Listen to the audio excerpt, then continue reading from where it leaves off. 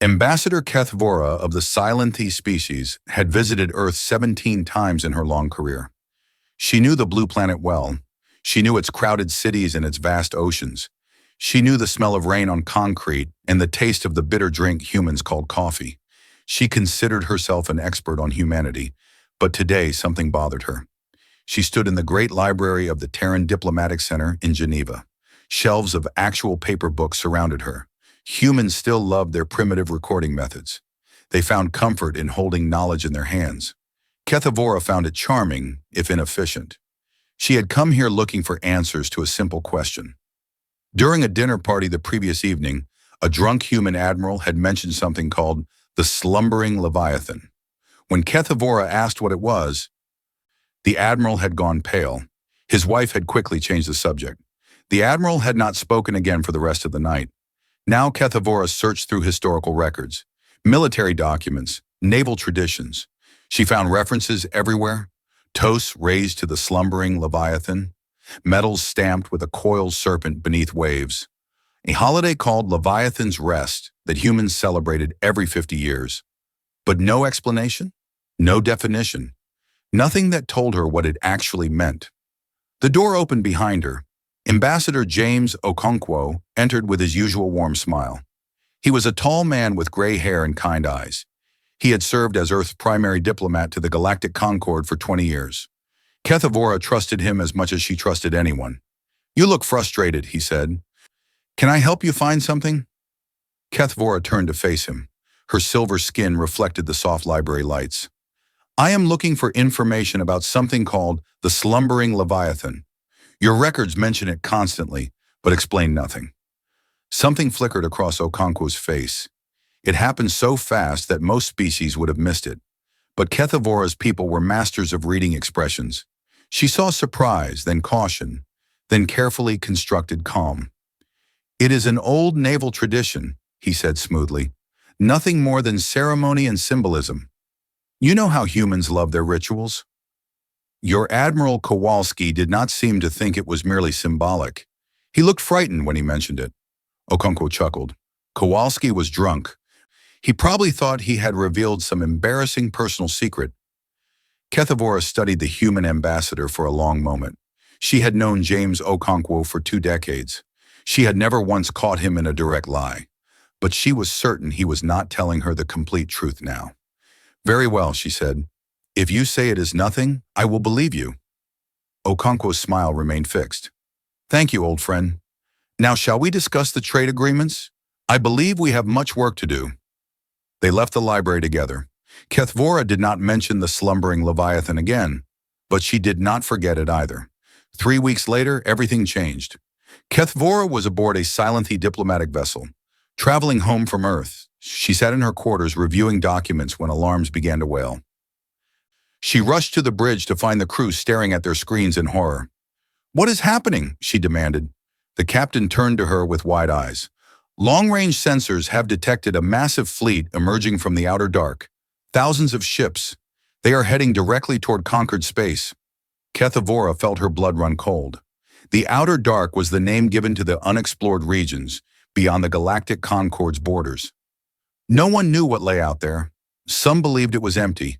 Others whispered of ancient empires waiting in the shadows. "Can you identify them?" she asked. The captain nodded slowly. "Their transmission codes match records from the Concord's earliest days, before even my people joined." He paused. "They call themselves the Vrath Dominion." The name meant nothing to Kethvora, but the captain's reaction told her it should have. "The Vrath were believed to be legends," he explained. "Stories used to frighten young diplomats. They were an empire of conquest that ruled this region of space thousands of years ago. They disappeared suddenly and no one knew why. Some believed they destroyed themselves. Others thought they simply moved on to other galaxies. But now they have returned. Yes, and their message is simple." The captain played the transmission. A harsh voice filled the bridge.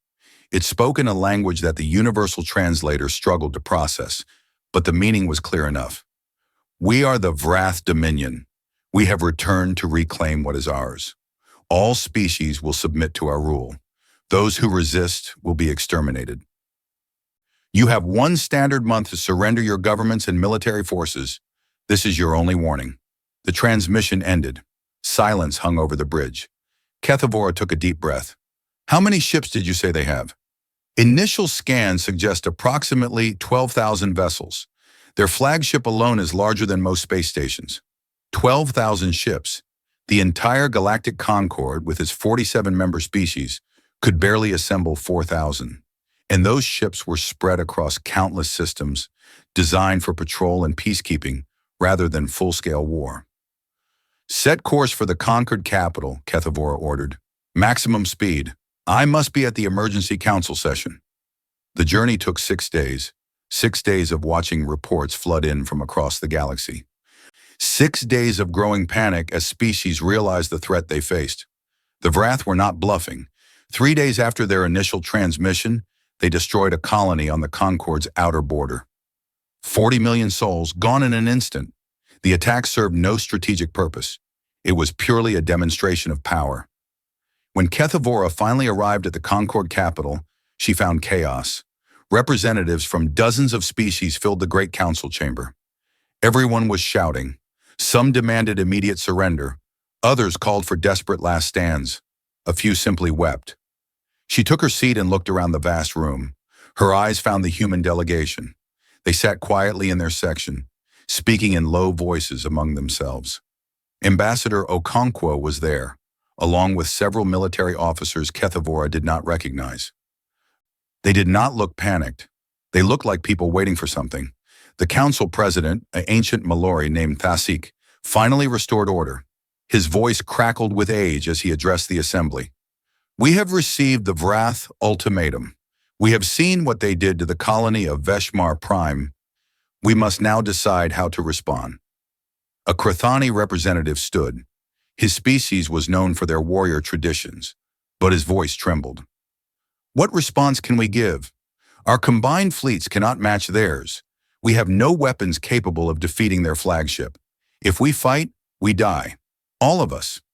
Then we must surrender, another representative called out. Perhaps they will show mercy if we submit peacefully. The Vrath do not show mercy, Thasik replied. Historical records are clear on this. They kept conquered species as slaves. Those who resisted were eliminated entirely. The chamber erupted again. Accusations flew. Old grudges surfaced. Some species blamed others for keeping military forces too weak. Others demanded to know why the Concord had never prepared for such a threat. Through it all, the humans remained silent. Kethavora watched Ambassador Okonkwo closely. He had received a message on his personal device. As he read it, his expression changed. The calm waiting transformed into something else. Resolution, perhaps, or acceptance. He stood. The movement was small, but something about it drew attention. Slowly, the chamber fell quiet. All eyes turned to the human ambassador. Earth wishes to address the council, Okonkwo said. President Thasik nodded. The representative from Earth may speak. Okonkwo walked to the central podium. He moved slowly, deliberately. When he reached it, he stood for a moment in silence, looking out at the assembled representatives of 47 species. The Galactic Concord has been kind to humanity, he began. When we first reached the stars 200 years ago, you welcomed us. You shared your knowledge. You traded with us fairly. You called us friends and partners. He paused. His eyes swept the room. Many of you have wondered why humanity never sought greater influence in the Concord. We have always been content to remain minor players. Our military contribution has been modest. Our political ambitions have been small. Some have called us unambitious. Others have called us weak. A few representatives shifted uncomfortably. Those were not polite thoughts to express in public, but many had certainly thought them. We have not forgotten your kindness, Okonkwo continued.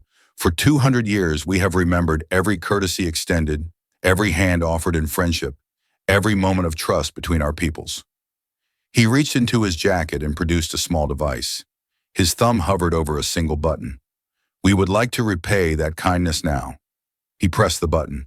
For a moment, nothing seemed to happen. Then the chamber's display screens flickered. Status reports began flooding in from across human space. Activation codes being transmitted. systems coming online, ships launching from coordinates that appeared on no official charts. Kethvora stared at the screens. Her mind struggled to process what she was seeing. Ships. Thousands upon thousands of ships. They emerged from moons that had been hollowed out centuries ago. They launched from stations hidden in the hearts of gas giants.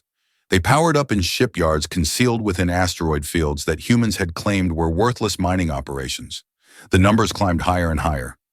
10,000 ships. 20,000. 30,000. President Thassek's voice came out as barely a whisper. "What is this?"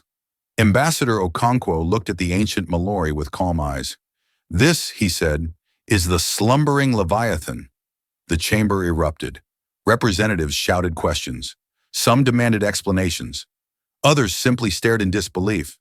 But Kethvora sat in silence, her eyes fixed on the human ambassador. She finally understood why Admiral Kowalski had looked so frightened. She understood why the records explained nothing. The slumbering Leviathan was not a symbol or a ceremony. It was a promise, a secret kept for 200 years, an armada built in shadows waiting for the day when the Concorde would need protection it could not provide for itself. And now the Leviathan was waking. The council chamber remained in chaos for nearly an hour after Ambassador Okonkwo's revelation. Representatives demanded answers. Some accused humanity of deception. Others simply could not believe what the screens were showing them. 47,000 warships. The number seemed impossible.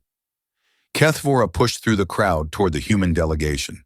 She found Okonkwo surrounded by other ambassadors, all shouting questions at him. He answered them calmly, one at a time, with the patience of a man who had prepared for this moment his entire life. When he saw Kethvora approaching, he excused himself from the others. They walked together to a quiet corner of the chamber. "You lied to me," she said. There was no anger in her voice, only a kind of wonder. "I did not lie," Okonkwo replied. "I simply did not tell you everything. There is a difference. For 200 years, your entire species kept this secret for 200 years. Yes." Kethvora shook her head. "How? Such a secret would require millions of people to remain silent. Shipyard workers, engineers, military personnel, suppliers. How could so many keep such a thing hidden?" Okonkwo smiled sadly. "Because we understood what was at stake, not just for humanity, but for everyone." He gestured for her to follow him. They left the council chamber and walked through the corridors of the Concord Capitol building. Eventually, they reached a private office. Okonkwo locked the door behind them and sat down heavily in a chair. "Would you like to know the real story?" he asked. "The one we have never told anyone outside our species?" Kethvora nodded. She had spent her career studying humanity. Now she realized she had understood nothing at all. Okonkwo began to speak. 200 years ago, humanity had made first contact with the Galactic Concorde. They had been welcomed warmly. The Concorde saw them as they appeared to be, a young species just beginning to explore the stars. Primitive but promising, no threat to anyone, the humans saw something different. They saw a peaceful union of species that had forgotten how to fight. They saw worlds that had not known war in centuries. They saw fleets designed for patrol and rescue rather than battle. And they saw how vulnerable it all was. "We had just escaped our own darkness," Okonkwo explained.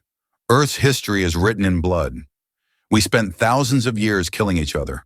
Wars over land, wars over resources, wars over ideas, wars simply because we enjoyed the killing." Kethvora knew some of this. Human history was not entirely secret, but she had always believed that modern humanity had moved beyond such things. "When we looked at the Concorde, we saw what we wished we had become," Okonkwo continued, "a civilization that had chosen peace. But we also saw the danger. Peace requires protection, and no one was providing it. The first humans to recognize this problem were military leaders, admirals and generals who had studied Earth's bloody history. They understood something that the peaceful species of the Concorde had forgotten. Darkness always returns. Whether it came from outside or from within, eventually something would threaten the peace. So they made a plan, Okonkwo said, a plan that would take generations to complete, a plan that required absolute secrecy. The plan was simple in concept but massive in execution. Humanity would appear weak and unambitious. They would contribute minimal forces to the Concorde's defense. They would focus on trade and diplomacy, and in secret, they would build. The construction began within a decade of first contact, hidden shipyards and dead systems, mining operations that officially produced nothing, research facilities disguised as scientific outposts. Everything was buried under layers of paperwork and misdirection. The first generation built the foundations, Okonkwo said. The second generation built the ships. The third generation trained the crews. Each generation passed the secret to the next. Each generation added to what came before. Kethevora struggled to comprehend the scale of such patience. Her own species rarely planned more than a few decades ahead. The humans had planned for centuries. But why keep it secret, she asked. If you wanted to protect the Concorde, why not simply build your fleet openly? Okonkwo's expression grew troubled. Because we did not trust ourselves, he explained further. Humanity knew its own nature. They had seen what happened when they accumulated power. Empires rose and fell. Tyrants emerged. Good intentions transformed into oppression. Power corrupted even the most noble hearts. If we had built the Leviathan openly, eventually someone would have wanted to use it, he said. Some ambitious leader would have seen the fleet and thought about conquest. Some crisis would have convinced us to intervene where we should not. We would have become exactly what we feared. So they added safeguards. The fleet could only be activated by unanimous agreement of a secret council. The council members did not know each other. They communicated through encrypted channels and met only in emergencies. No single person, no matter how powerful, could wake the Leviathan alone. And the activation codes themselves are designed to work only under specific conditions. Okonkwo added, the fleet cannot be used for conquest or expansion.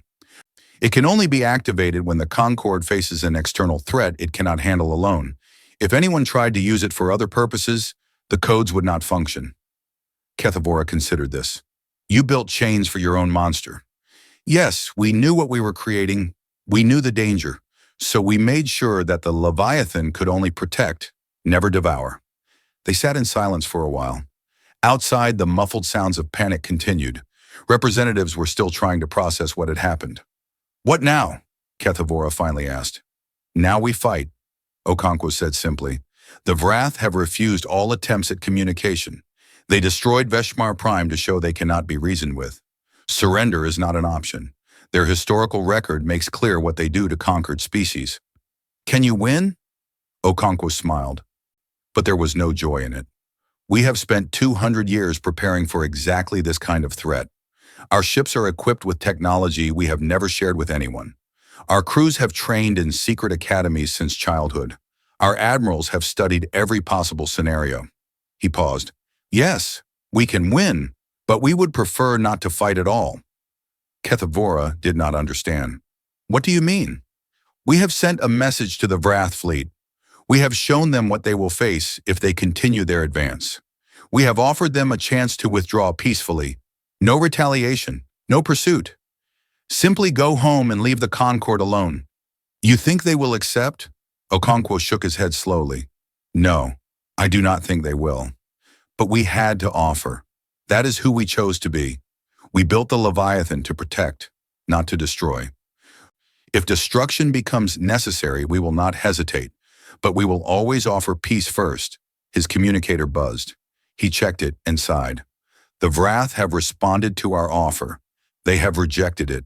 Their fleet is continuing to advance toward Concorde core worlds. Kethevora felt fear grip her hearts. What happens now? Now I must return to Earth, Okonkwo said. The fleet is assembling. Command is being transferred to Admiral Tanaka. She will lead us into battle. He stood and straightened his jacket. For a moment, he looked very old and very tired. I have spent my entire life keeping this secret, he said.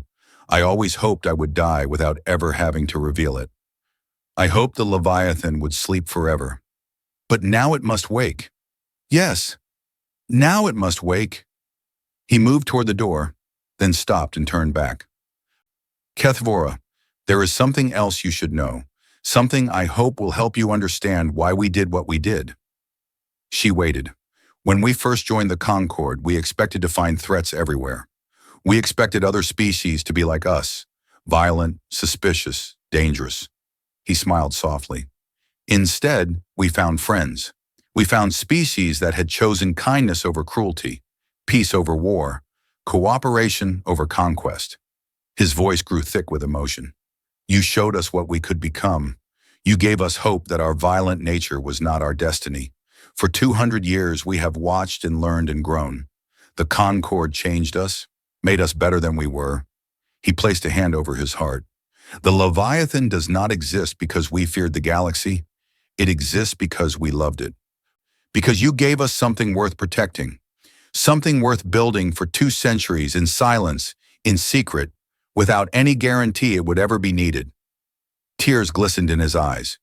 We built the Leviathan for you, all of you, and now we will use it to keep you safe. That is our gift to the Concord. That is humanity's way of saying thank you. He opened the door and walked out, leaving Kethvora alone with her thoughts. She sat in the empty office for a long time.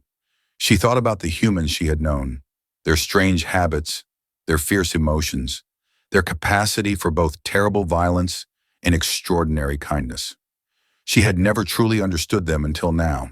They were monsters who had chosen to become guardians, predators who had learned to protect, a species born in blood that had decided to spill no more. And they had done it all in secret, asking for nothing in return.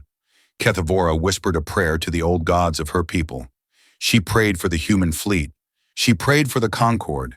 She prayed for all the souls who would face the wrath in the coming battle. But mostly she prayed that the galaxy was worthy of such protection, because humanity had given them a gift they could never repay. The slumbering Leviathan had woken, and it had woken not for conquest or glory. It had woken for love. Admiral Yuki Tanaka stood on the bridge of the THS Prometheus and watched the stars through the viewport. The ship was 3 kilometers long.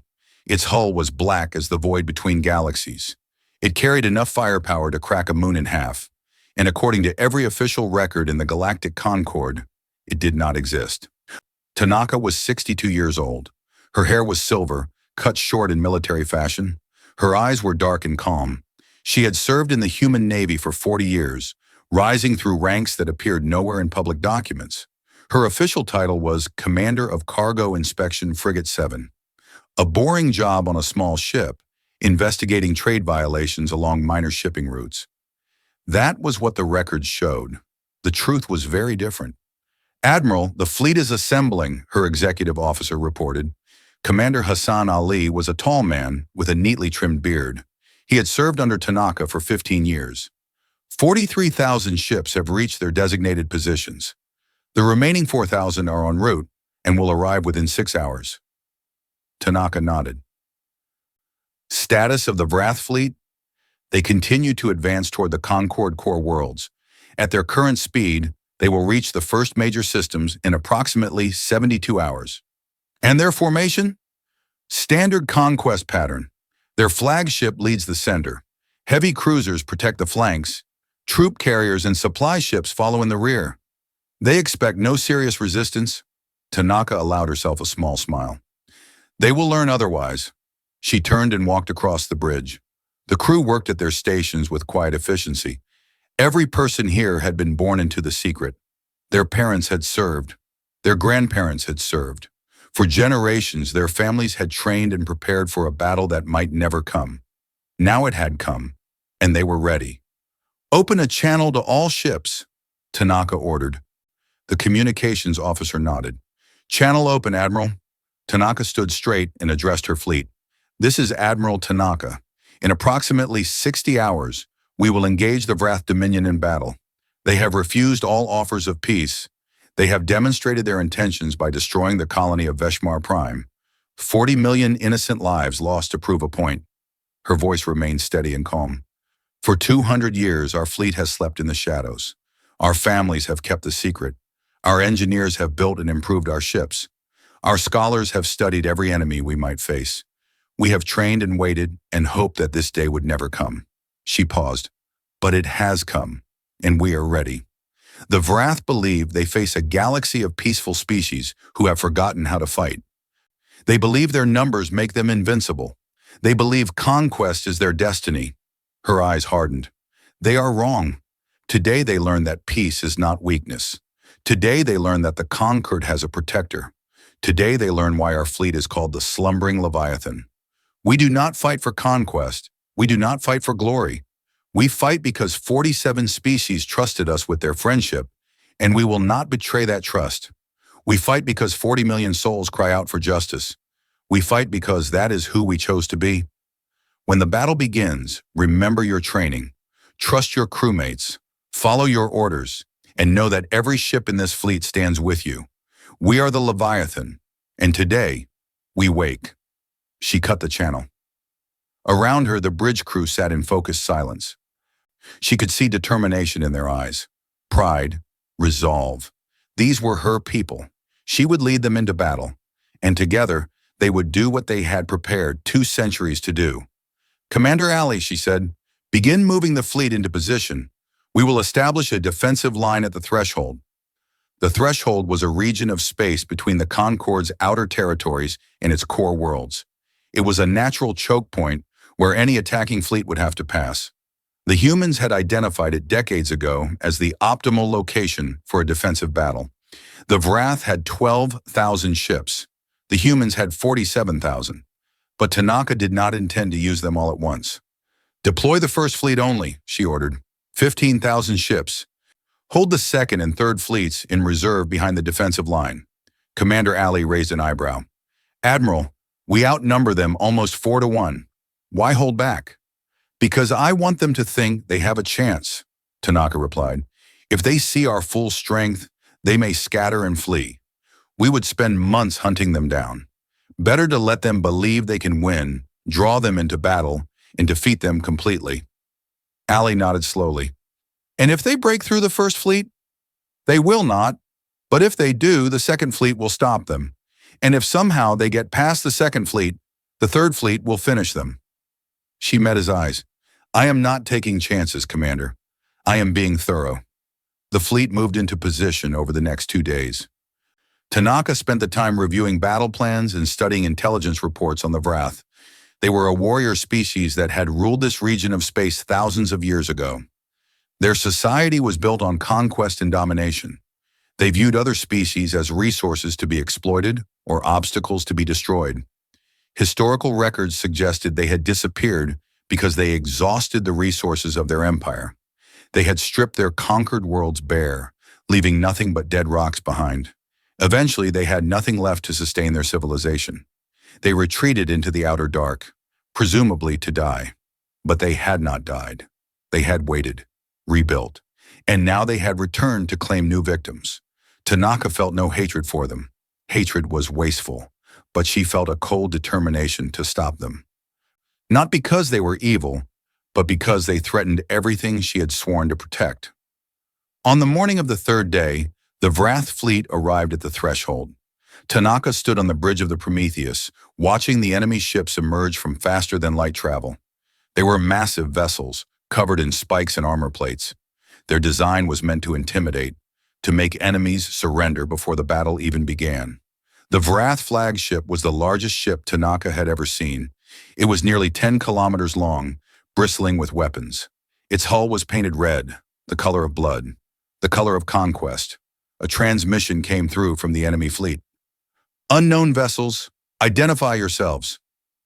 The Vrath commander's voice was harsh and arrogant. You are interfering with the lawful expansion of the Vrath dominion. Withdraw immediately or be destroyed. Tanaka smiled slightly. Open a channel. The communications officer nodded. Vrath commander, this is Admiral Yuki Tanaka of the Terran Navy. You are approaching Galactic Concorde space. Turn back now, and there will be no conflict. Continue forward, and you will be stopped. Silence for a moment. Then laughter crackled through the speakers. Terran Navy? The humans? More laughter. Our scouts reported that your species has barely 300 ships. You are insects. You are nothing. Your scouts were mistaken. I see 15,000 vessels before me. Impressive for your primitive species. But I have 12,000 ships, each one superior to anything you possess. Your courage is admirable, but courage alone does not win battles. Tanaka's smile faded. This is your final warning. Turn back now. We do not wish to destroy you. The Wrath commander's voice turned cold. Threats from insects do not concern me. All ships advance. Crush these humans. Let their broken hulls serve as a monument to Wrath superiority. The channel closed. Commander Alley looked at Tanaka. Admiral? She watched the Wrath fleet begin to move forward. 12,000 ships. Thousands of years of warrior tradition. An empire rebuilt in darkness, hungry for new worlds to devour. Against them stood humanity, a species that had spent 2 centuries preparing for exactly this moment. A species that had built an armada in secret. A species that had learned, through blood and suffering, what it meant to choose peace over war. Tanaka took a deep breath. All ships, she said quietly. Wake the Leviathan. The human fleet surged forward to meet the enemy. The Battle of the Threshold had begun. The first volleys of weapons fire lit up the darkness between stars. Human ships moved with precision and coordination that the Wrath had never seen. They did not charge blindly forward. They did not scatter in confusion. Every movement was calculated. Every shot was aimed. The Wrath discovered immediately that their intelligence had been wrong. Human ships were not primitive. They were equipped with shields that deflected Wrath weapons. They carried guns that punched through Wrath armor like paper. They moved faster and turned sharper than anything the Wrath possessed. Within the first hour of battle, the Wrath had lost 800 ships. The humans had lost 12. The Wrath commander screamed orders at his captains. He demanded they fight harder. He threatened execution for cowardice, but his ships continued to fall. On the bridge of the Prometheus, Admiral Tanaka watched the battle unfold with calm eyes. Everything was proceeding according to plan. But she knew the Wrath would not give up easily. They were warriors. They would fight to the end if necessary. She hoped it would not be necessary. Prepare Phase 2, she ordered, and keep our communication channel to their flagship open. When their commander is ready to listen, I want to be there. The battle continued.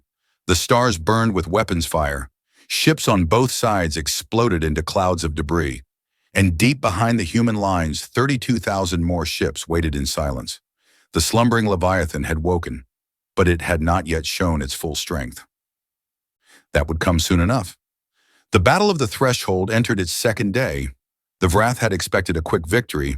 They had expected the humans to break and run after the first few hours. Instead, they found themselves trapped in a grinding battle against an enemy that refused to yield. Warlord Keithvar, supreme commander of the Wrath Dominion fleet, stood on the bridge of his flagship and watched his ships die. His tactical displays showed the carnage in cold numbers. 2,300 vessels destroyed, another 500 badly damaged, nearly a quarter of his fleet gone in less than 30 hours of fighting. The humans had lost fewer than 200 ships. This is impossible, Keithvar growled. Our intelligence said they were weak. Our scouts said they had no real military. His second-in-command, a scarred veteran named Draxisol, stood nearby with his arms crossed. Our scouts were wrong, Warlord, or they were deceived. How could we be deceived? We observed them for years before revealing ourselves. We studied their trade routes. We examined their patrol ships. Everything indicated a primitive species with minimal military capability. And yet here we are. Draxol gestured at the tactical display. Their ships are faster than ours. Their weapons are more powerful.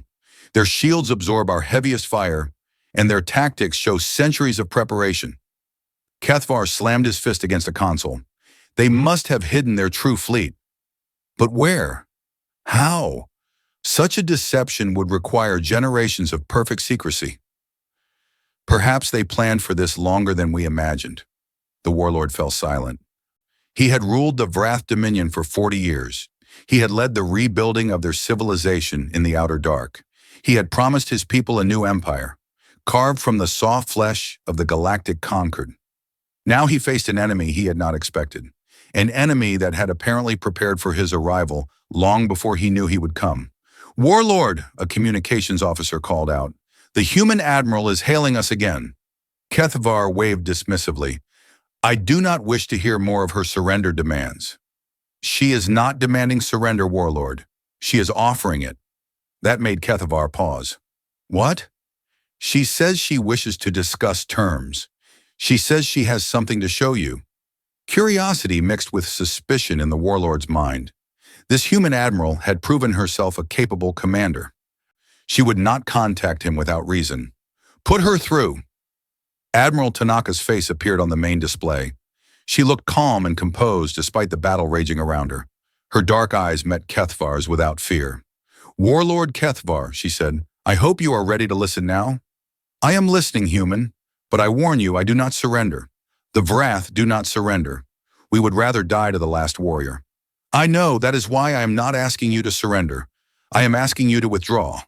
Kethvar laughed bitterly. Withdraw? You want me to turn around and flee like a coward? To abandon everything my people have worked toward? I want you to survive, Tanaka replied. I want your crews to survive. I want you to return to your territory with your people intact. Why would you offer such terms? You are winning. Why not press your advantage and destroy us completely? Tanaka's expression remained steady.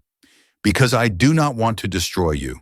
I do not want to kill thousands of your warriors who are only following orders. I do not want to create orphans and widows among your people. She paused. War should always be the last resort. Destruction should never be the goal. I am offering you a chance to end this battle without further loss of life on either side. Kethvar studied the human admiral. He had fought many enemies in his long career. He had faced species that begged for mercy and species that fought to extinction. He had never encountered an enemy who offered peace from a position of overwhelming strength. You confuse me, Admiral, he admitted. You have the advantage. Your fleet is destroying mine.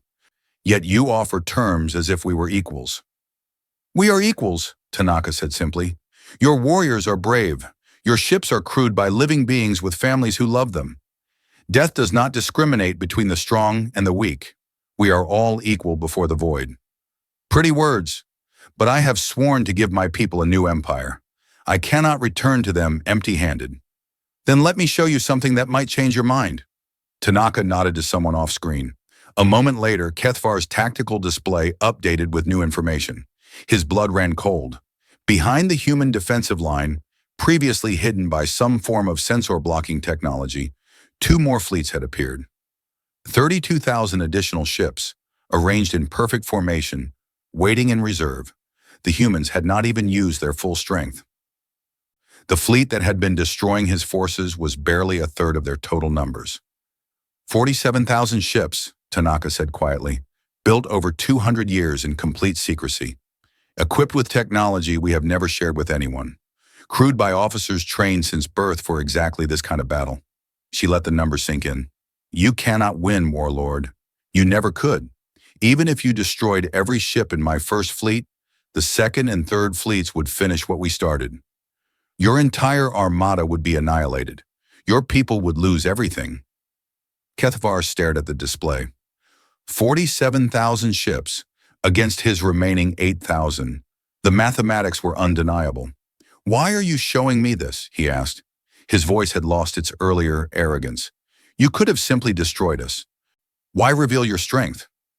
Because I am trying to give you a reason to live, Tanaka replied. Your people survived thousands of years in the outer dark. They rebuilt from nothing. They crossed the void between galaxies to find new homes. That determination, that will to survive, should not end here in a pointless battle. She leaned forward slightly. Take your ships home, Warlord. Tell your people what you found here. Tell them that the Galactic Concord is not as weak as they believed. Tell them that humanity guards these stars. And if we return someday, if we rebuild and come back with a larger fleet, Tanaka's expression did not change. Then we will be waiting. We will always be waiting. The Leviathan does not die, Warlord. It only sleeps, and it will wake again whenever it is needed. Kethvar was silent for a long moment. He thought about his people, the warriors who had followed him into battle, the families waiting back home, the children who dreamed of the new empire their parents would build. He thought about what it meant to be a leader, to make decisions that would affect generations yet unborn. If I withdraw, he finally said, what guarantees do I have that you will not pursue us, that you will not follow us home and destroy us in our own territory? You have my word, Tanaka said. The Leviathan exists to protect, not to conquer. We have no interest in your worlds. We will not chase you. We will not seek revenge for those who died in this battle. Simply leave, and there will be peace. The word of an enemy. The word of a human. We do not break our promises. Kethvar looked at his second-in-command. Draxol met his gaze and gave a small nod. The old warrior understood. Sometimes the greatest courage was knowing when to stop fighting. The warlord turned back to the screen. Very well, Admiral Tanaka. I will order my fleet to withdraw. But know this, I do not do this out of fear. I do this because you have shown me something I did not expect to find among the stars. And what is that? Honor. Kethvar straightened his posture. You could have crushed us without mercy. Instead, you offered us our lives. You showed strength without cruelty. In 10,000 years of Wrath history, no enemy has ever done such a thing. He paused. Perhaps the galaxy is different than we believed. Perhaps conquest is not the only way. Tanaka smiled slightly. Perhaps. Do not mistake my withdrawal for surrender, Admiral. The Wrath remember everything. We remember our enemies, and we remember those who showed us respect. I would expect nothing less. Kethvar ended the transmission. He stood in silence for a moment, gathering his thoughts. Then he turned to his command crew. Signal all ships. We are withdrawing from conquered space. Set course for home. His officers looked at him with surprise and confusion. Some looked relieved. Others looked ashamed. But none questioned his order. The Wrath fleet slowly disengaged from battle. Ship by ship, they turned away from the human lines and began the long journey back toward the outer dark. On the bridge of the Prometheus, Admiral Tanaka watched them go. Commander Ali stood beside her. They are really leaving. Yes. I did not expect the warlord to accept your offer. Tanaka was quiet for a moment. Neither did I, but I had to try. Every life saved today is a victory. Every ship that returns home is a family kept whole.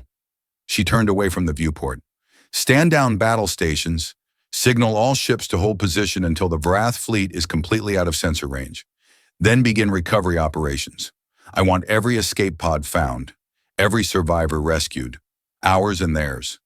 Theirs? Ali looked surprised. We are rescuing Wrath survivors? Of course. They are defeated, not condemned. Any Wrath who ejected from destroyed ships will be treated with dignity, medical care, food, water, whatever they need. When this is over, we will arrange for their safe return to their people. Ali shook his head slowly. The Wrath would never do the same for us. I know, Tanaka said. That is exactly why we must do it for them. She walked toward her command chair and sat down. Her body ached with exhaustion. She had not slept in nearly 3 days. But she could not rest yet. There was still work to do. Also, send a message to the Concord Council. Tell them the battle is over. The Wrath are withdrawing. The threat has passed. Yes, Admiral. Tanaka closed her eyes for a moment. She thought about the ships she had lost, the crews who had died. 200 ships, thousands of lives. It was a small number compared to what could have been, but each one was precious. Each one was mourned. She had done what she had prepared her entire life to do. She had protected the Concord. She had stopped an invasion, and she had done it without becoming the monster she fought against. The slumbering Leviathan had woken, fought, and shown mercy. Now it was time to sleep again. The weeks following the Battle of the Threshold were filled with celebrations across the Galactic Concord. Species that had prepared for slavery or extinction instead found themselves free. The Wrath had retreated. The threat had passed. And it was all because of humanity. But amid the celebrations, questions remained. Ambassador Keith Avora requested a meeting with Ambassador Okonkwo. Not an official meeting, but a private conversation between two old friends. He agreed. They met in a garden on the Concord capital world. Flowering plants from dozens of species filled the air with strange and beautiful scents. A gentle breeze carried the sound of alien birds singing in trees with purple leaves. Kethavora arrived first. She sat on a bench and watched the sunset paint the sky in shades of orange and gold. When Okonkwo arrived, he sat beside her without speaking. For a long time, they simply watched the colors fade into darkness. The Concord is calling humanity heroes, Kethavora finally said. There is talk of building monuments, naming holidays in your honor. Some species are even proposing that humans should lead the Concorde's military permanently. Okonkwo nodded slowly. I have heard. You do not seem pleased. I am not, he sighed. We did not build the Leviathan to become leaders. We built it to protect. There is a difference. Kethvora turned to look at him. You saved us all. Surely you deserve recognition. Recognition, perhaps, but not power, not authority. He shook his head. The moment we accept a leadership role, everything changes. We become the species other species look to for protection. We become responsible for their safety, and eventually we become the ones making decisions for them. Is that not what you did already? No. His voice was firm. We made a choice to protect, but we did not choose for anyone else. The Concorde remains free to govern itself, free to make its own decisions, free to build its own future. We simply ensured that future would exist. Kethvora considered this. You fear what power would do to humanity. Yes, we have seen what happens when we believe ourselves superior, when we think our strength gives us the right to rule. Our history is full of such examples. Empires that rose in glory and fell in blood. Leaders who began with noble intentions and ended as tyrants. He looked up at the emerging stars. The Leviathan was not just a fleet, it was a test of whether we could possess overwhelming power without being corrupted by it, a test of whether we could build something terrible and never use it for personal gain. You passed the test. This time, but the test never truly ends. Power is always seductive. The temptation to use it is always present. That is why we must send the fleet back into hiding. That is why we must return to being minor players in the Concord. Kethvora was silent for a moment. Some of my colleagues believe you are fools. They say you could reshape the galaxy if you wished. They say refusing to do so is a waste of your capabilities. Okonkwo smiled sadly. Perhaps they are right. Perhaps we are fools. But we would rather be fools who kept their souls than conquerors who lost them. They sat together as the night deepened, the garden filled with the soft glow of bioluminescent flowers. Somewhere in the distance, music played as other species celebrated their survival. May I ask you something? Kethvora said. Of course.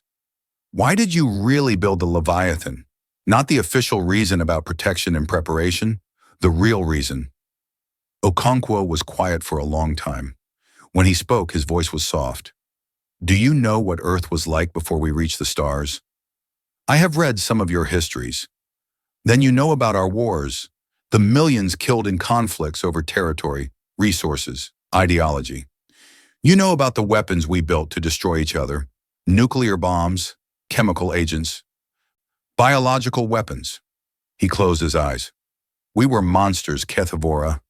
For most of our history, we were the very thing we now claim to fight against. We conquered and enslaved and murdered. We justified our cruelty with religion and philosophy and nationalism. We told ourselves we were special, that our violence was necessary, that our victims deserved their fate. And then we looked up at the stars and saw the truth. We saw a universe vast beyond comprehension. We saw worlds without number, species without count, and we realized how small we truly were. He opened his eyes. That was when we began to change. Not because we suddenly became good, but because we finally understood the alternative. If we continued on our path, we would eventually destroy ourselves. Or worse, we would spread our violence to the stars and poison the entire galaxy with our hatred. So you chose differently. We tried to. We are still trying. Every day is a struggle against our own nature.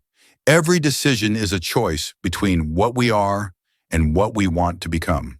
He turned to face Kethvora directly. The Leviathan was built as a reminder of what we are capable of, a reminder of the power we possess and the responsibility that comes with it. Every ship, every weapon, every secret base represents a choice. We could use this strength to dominate, but we choose to use it to protect. And the secrecy? The secrecy was necessary because we did not trust ourselves, to be honest. If the fleet had been public, someone would have eventually argued for using it. Some politician would have claimed we needed to expand our territory. Some general would have insisted we deserved more influence. The secret kept us humble. It forced us to remain the quiet guardians instead of becoming the loud masters. Kethevora absorbed this. It was strange to hear such honesty from a species that had successfully deceived an entire galaxy for 2 centuries. What happens now, she asked. Now we sleep again? Okonkwo stood and straightened his jacket. The fleet is already returning to its hidden bases. The crews are going home to their families. The secret will be kept by a new generation. But everyone knows now. The secret is out. They know a fleet exists. They do not know where it is hidden. They do not know its true capabilities. They do not know the faces of those who serve. The secret has changed, but it has not ended. He offered her his hand. Walk with me? They strolled through the garden together, two ambassadors from vastly different species, bound by friendship and shared experience. Will you really refuse leadership of the Concord military? Kethevora asked. Yes, we will recommend forming a joint defense council with representatives from all species. We will share some of our technology to help strengthen everyone's defenses, but we will not take command. And if another threat emerges, another Vrath, or something worse? Okonkwo smiled. Then the Leviathan will wake again. We will always be watching. We will always be ready. But until that day comes, we will simply be what we have always appeared to be. Friendly traders, decent diplomats, unremarkable partners in a peaceful concord. They reached the garden's exit. Beyond it, the lights of the capital city glittered in the darkness. I have one more question, Kethevora said. The young of my species often ask about humans. They want to know if your people are dangerous. Okonkwo considered the question carefully. Yes, he finally said. We are the most dangerous species in the galaxy. Kethevora did not seem surprised. Then why should we not fear you? Because we have learned something that many species never understand. True strength is not measured by the power to destroy. It is measured by the power to protect without seeking reward, to show mercy when revenge is justified, to build in secret for 2 centuries and ask nothing in return. He met her eyes. We are dangerous, Ambassador, but we have chosen to make that danger serve something greater than ourselves. We are the monsters who became guardians, the predators who learned to defend the weak, the children of violence who decided to be better than their ancestors. He gestured toward the city lights. The galaxy sleeps peacefully tonight because the Leviathan chose to let it. That is our gift. That is our promise. As long as there are humans in the stars, there will be someone watching over the innocent. Kethevora thought about this for a long moment. Then she nodded slowly. Thank you, James, for everything. Thank you for giving us something worth protecting. They parted ways in the soft glow of the alien city. Okonkwo walked toward the human embassy. Kethevora returned to her own quarters. Behind her, somewhere in the darkness between stars, the greatest fleet ever built drifted back toward its hidden shelters. Ships slipped into hollowed moons. Crews returned to civilian lives. Secrets passed to the next generation of keepers. The slumbering Leviathan closed its eyes once more. It would sleep until it was needed again. Years, perhaps. Decades. Centuries. However long the peace lasted, the Leviathan would wait. And when the next threat emerged, when the darkness rose again to threaten the light, the Leviathan would wake. Not for conquest, not for glory, for love. Because that was why it had been built. That was what humanity had chosen to become. The monsters who protected the innocent. The killers who chose mercy. The slumbering Leviathan. Forever watching. Forever ready. Forever patient. Until the end of time itself.